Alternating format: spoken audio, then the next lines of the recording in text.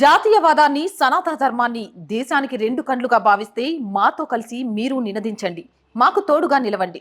కింద కనిపిస్తున్న account details కి, ఫోన్ పేకి, గూగుల్ పేకి ఆర్థికంగా చేయూతనందిస్తూ మాకు అండగా నిలవండి.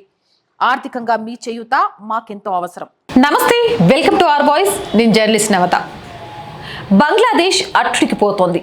నిరసనలు, ఆందోళనతో యావత్ దేశం రణరంగంగా మారింది.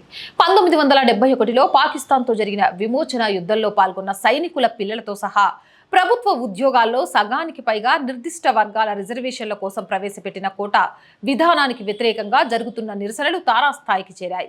పరిస్థితులు చేయి దాటిపోవడంతో ప్రధాని షేక్ హసీనా ప్రభుత్వం ఆర్మీని రంగంలోకి దింపింది. దేశవ్యాప్తంగా కర్ఫ్యూను విధించింది. కర్ఫ్యూ నేపథ్యంలో రాజధాని నగరం ఢాకాలో బహిరంగ సభలపై నిషేధం పడింది. ర్యాలీలను సైతం నిషేధించారు. ప్రజా భద్రత కోసం ఈ నిర్ణయం తీసుకున్నట్లు ప్రభుత్వం వెల్లడించింది. అయినప్పటికీ నిరసనకారులు వెనక్కి తగ్గడం లేదు. భారీ ఎత్తున రోడ్ల మీదకు వచ్చి ఆందోళనను కొనసాగిస్తున్నారు. ప్రభుత్వ ఆస్తులే లక్ష్యంగా నిరసనకారులు పేట్రేగిపోతున్నారు. పోలీసు భవనాలు, ప్రభుత్వ కార్యక్రమాలను ధ్వంసం చేస్తున్నారు. ఫలితంగా పలు ప్రాంతాల్లో పోలీసులు, ఆందోళనకారుల మధ్య యుద్ధ వాతావరణం నెలకొంది. బంగ్లాదేశ్ లో నిరసనలు చేస్తున్న వారిలో ఎక్కువగా విద్యార్థులే ఉన్నారు.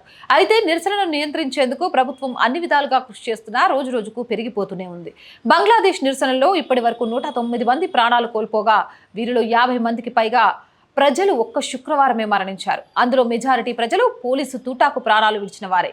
గురువారం మరో 25 మంది ప్రాణాలు కోల్పోయారు. విద్యార్థులపై కాల్పుల విషయంపై ఐక్యరాజ్య సమితి మానవ హక్కుల చీఫ్ వోల్కర్ టర్క్ దిగ్భ్రాంతి వ్యక్తం చేస్తూ ఆమోదయోగ్యం కాదన్న విషయాన్ని పేర్కొన్నారు. మరోవైపు బంగ్లాదేశ్లో ఉద్రిక్త పరిస్థితుల నేపథ్యంలో అక్కడి భారతీయులు, చదువుకుంటున్న విద్యార్థులు జాగ్రత్తగా ఉండాలని భారత విదేశాంగ శాఖ స్పష్టం చేసింది.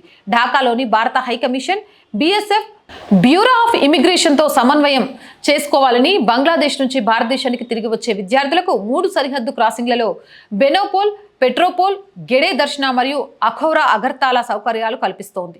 ప్రస్తుతం మన దేశంలోకి వచ్చేందుకు సిద్ధంగా ఉన్న భారతీయ పౌరుల కోసం సరిహద్దులను తెరిచారు. దీంతో ఇప్పటి వరకు 245 మంది భారతీయులు సురక్షితంగా మన దేశంలో అడుగుపెట్టారు.